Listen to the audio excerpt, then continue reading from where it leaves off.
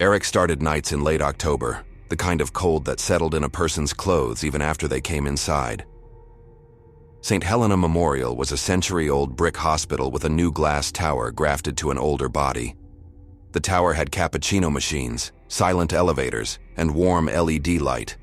The old body, the basement and the east wing below grade, still hummed with heavy transformers, copper pipes, and paint layered so many times the walls looked swollen. Maintenance put him on graveyard rotation, reset alarms, log boiler readings, swap fuses, call biomed if a relic decided to live again. He didn't mind. Nights meant fewer people and more silence. He liked the hum of machines that never slept. At Stairwell 13 on his first Thursday, he checked the boiler panel and wrote down numbers with a pencil that squeaked against the clipboard. The air carried 3 scents: disinfectant, dust, and a thin sweetness like old cough syrup. He traced the concrete corridor, past the linen chute, then the door marked Archives, Authorized Staff Only.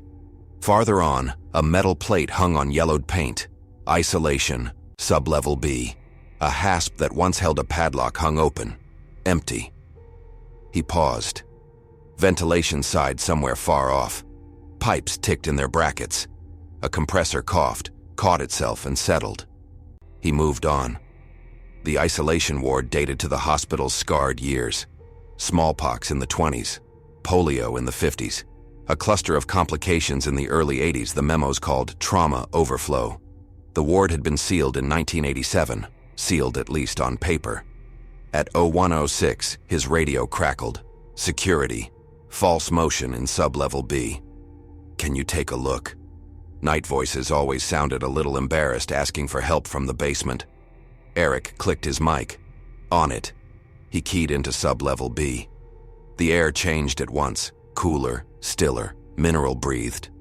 The fixtures were older, long tubes of cold fluorescent that buzzed before agreeing to work. On the right, B09 through B12. To the left, a steel door with puckered paint. B13 stenciled crooked, a shadow where an older font had been sanded off. A soft scuff came from the end of the hall. Eric stepped forward, shoes whispering on the floor. "Security," he called, defaulting to the lie that made people listen. "If anyone's down here, call out." The scuff again, like a sock sole dragging once. Under the last emergency light, more glow than beam, a thin man in a patient gown stood angled to the wall, as if leaning into it to hear. Bald scalp, sharp collarbones, hands at his sides, pale as paper. "Sir," Eric said, his voice too loud. "You can't be down here. Let me—" The light flickered, the old ballast catching the room like a shutter. For the heartbeat between light and dark, the man's head turned toward him. No surprise, no curiosity, just the flat, aquarium glass regard people give when they're the ones inside. The light steadied. The corridor was empty. Eric held his clipboard tight until the pencil dug his palm. He keyed the radio, mouth dry. "Security, I've got probably a false alarm. Flicker set off your sensor. I'll check the breaker." He didn't check the breaker. He walked out with the measure of a man who refused to run, because running might make the air chase. Upstairs, the ER supervisor, Janelle, hair clipped clean out of her eyes, noticed his color when he signed the boiler log. "You good, maintenance?" "Old fluorescents," he said. "They hiss like they're thinking." She grinned. "Down there? They are." By the second week, Eric had decided the old wing had its own weather, and the building's bones complained in a language people pretended not to understand. He learned which rattle meant a damper stuck, and which meant a grate had been moved by someone who shouldn't be there. He learned that the smell of copper at 3 a.m. didn't always come from pipes. He stopped by security to pull the Sublevel B motion logs. The guard, Miles, a kid with permanent night owl eyes, turned a monitor toward him. "False triggers," Miles said. "Light cycles, dust, sometimes a raccoon in the loading bay and the cams throw tantrums." A still image filled the screen. B13 corridor, empty. The timestamp ticked ahead. Empty, empty. Then a frame that looked the same until Miles pointed. "See that?" Eric leaned in. A smear stood where air should be, a thin vertical brightness like a reflection with no glass to make it. "Glitch," he said. His mouth chose the word before his nerves had to. Miles shrugged. "Glitches keep me employed." That night at 0211, Eric returned to the basement to replace a fuse in archives.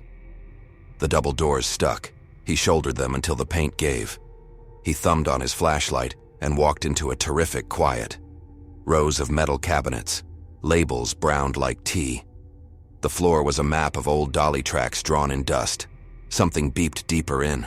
2 tones, pause, 2 tones again. The beam found an old device on a side table, EKG monitor, 1980s stamped on a tarnished plate. Its power cord lay coiled. The screen was black. The machine kept beeping. He touched the case and felt the sound come up through metal into bone, like a tuning fork. Beside it sat a thin folder. Shaw, Daniel typed on the tab, the letters lighter where a finger had traced them. Admission, February 1984. Age, 29. Notes spare.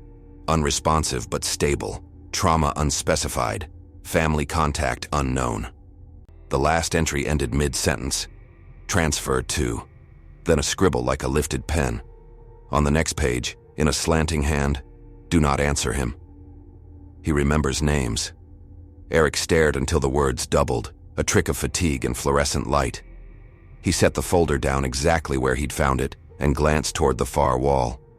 A small square of glass reflected his beam, a window. Through it, he saw the corridor of doors B09 through B13. He lifted the light, and the beam slid across the glass and caught a figure in the opposite hall. A thin man in a gown, head tilted, watching the archives from the other side. His light stuttered. The glass showed only his beam and his own pale face. He didn't run. He walked out with deliberate slowness, a borrowed discipline. His radio exhaled at his hip, as when someone presses a button and thinks better of it. Then a voice, dry with static and breath, climbed up the long pipe of the building. "Hello, Eric." He stopped so fast his shoes squeaked. The channel light didn't glow. No one was transmitting. The voice had come through anyway. He lifted the radio. "Security, are you on my channel?" Silence. Then, through no channel at all, the same voice in the basement's old frequency drift. "Why did you leave me down here?" His thumb slid off the push to talk. The question sank into concrete like water. He went home at sunrise and dreamed of rooms without corners. The next night he told himself it was stress. He told himself the name in the file belonged to a patient transferred upstairs in 1984, who rolled into daylight and never thought of Sublevel B again. At E037, the breaker for B Hall tripped and reset on its own. He saw it on the panel and went to check.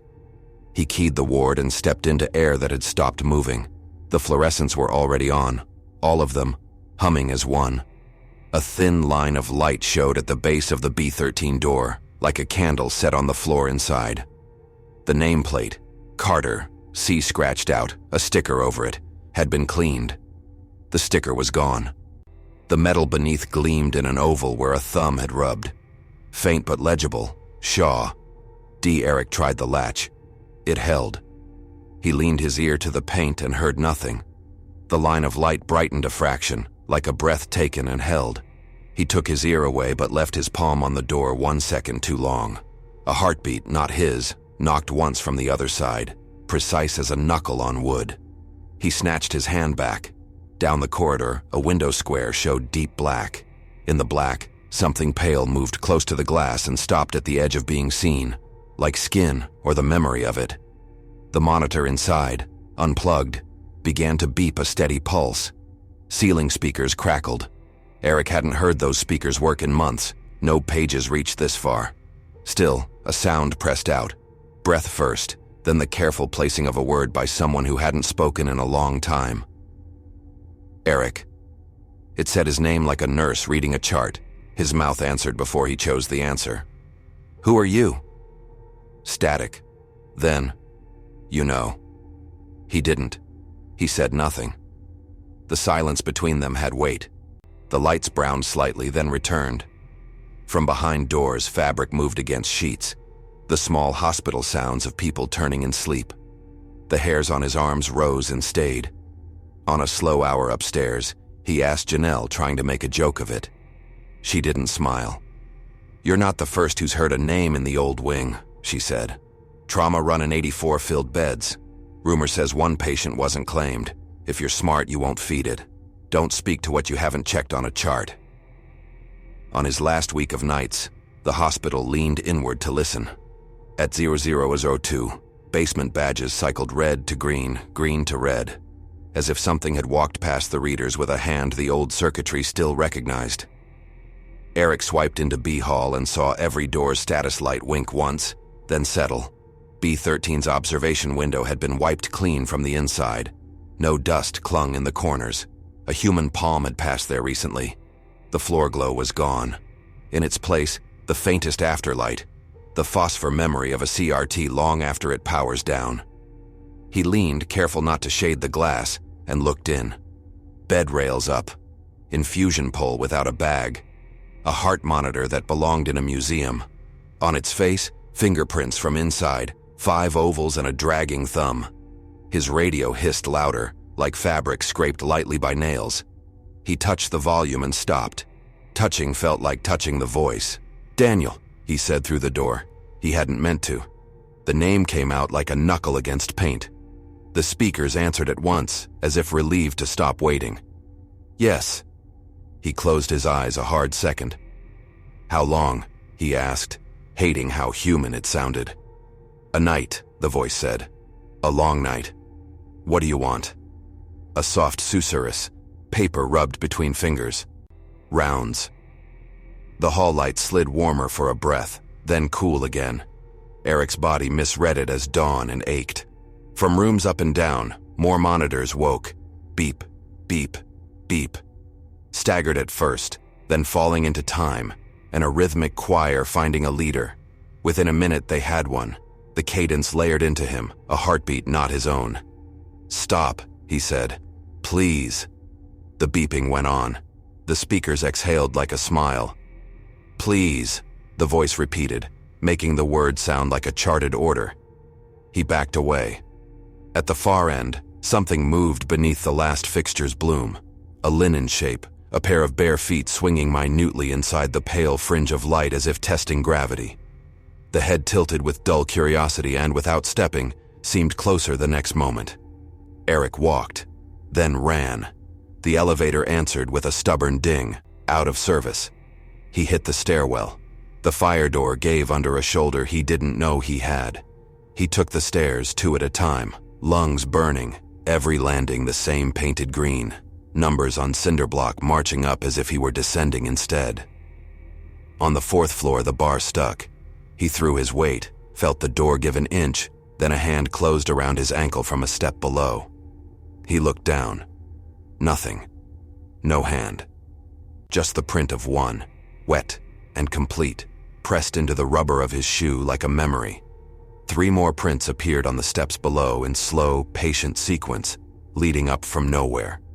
He tore the door open and burst into air-conditioned brightness, a corridor that smelled like lemon.